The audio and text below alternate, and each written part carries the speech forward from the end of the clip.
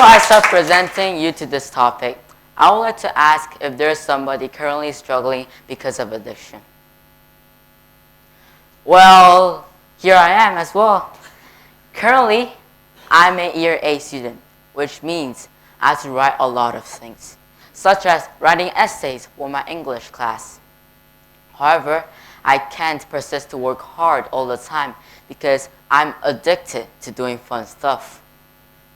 In the beginning, I usually will do it like this.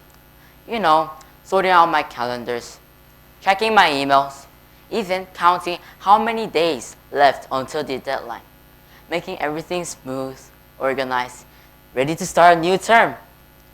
When everything is organized and I get it all done, in the middle, I suddenly kind of do like this.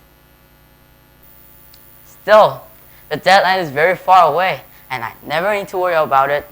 So, I sit down on the sofa, playing PS4 and watching the Game of Thrones for 1 hour. Then, when I got to the end of the term, I somehow do like this.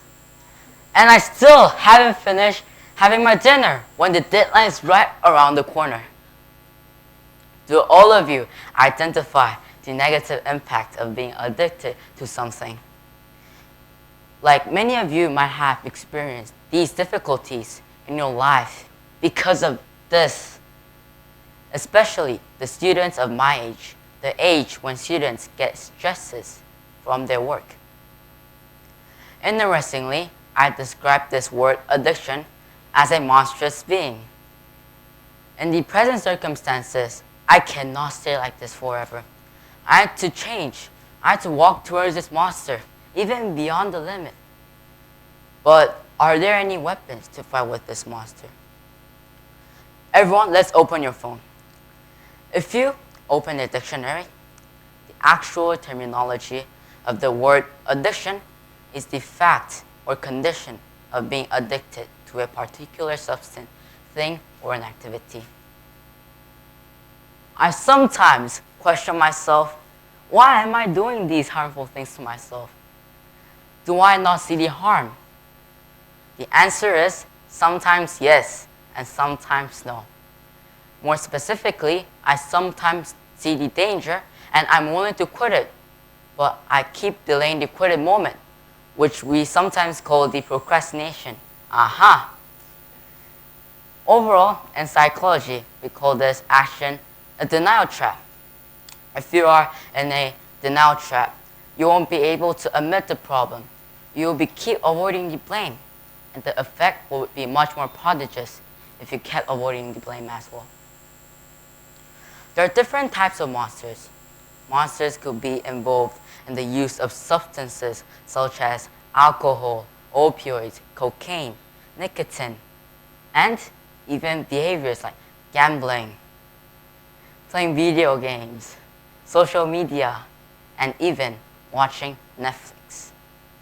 As you see, the effect will be considerably more devastating if this type of monster is diverse. Let's suppose that you're addicted to drinking. The effect will be very different than if you're addicted to video games, right? The monster comes in numerous ways. One of the most extreme examples is heroin. One day, I have read an article about heroin at home. All of you might have heard of diamorphine, right? From the doctors once in your life. And morphine is mostly used for relieving pain, and it is very addictive. The morphine used in the medical situation is much stronger than the heroin on the street, and it is less contaminated. Many of the people near you might have injected from diamorphine in the hospital. However, why aren't they all addicted to it? Well, let's go find out. In the 20th century, scientists began various experiments. The experiments were all the same. You put a rat in a cage with 2 bottles of liquid. One bottle with strongly addictive drug and the other one bottle with only water.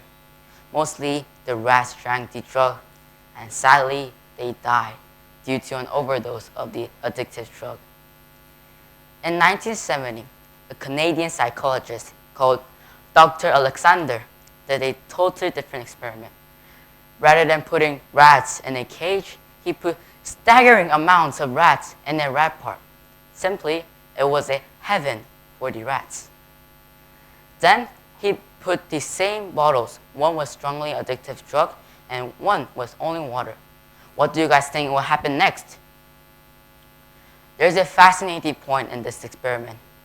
The rats totally ignored the drug and concentrated on the water, and none of them overdosed. At this moment, the rats already received happiness from socializing, and they didn't need any drugs to make them happy.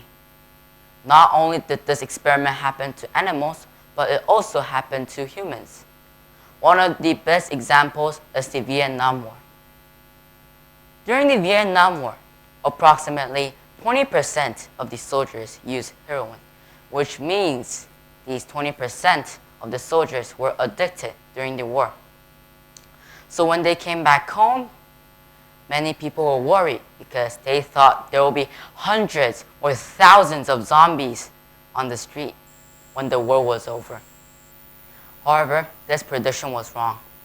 According to 95% of the soldiers, they stopped their addiction, and when they came back home, they did not overdose with heroin ever again. So, isn't it contradictory from the old theory that you have believed, if we believe Dr. Alexander's theory? It will make sense because if you are imposed to be in a conflict area, it will be an optimal timing for you to inject heroin, being more addicted to it, like in the rat cage.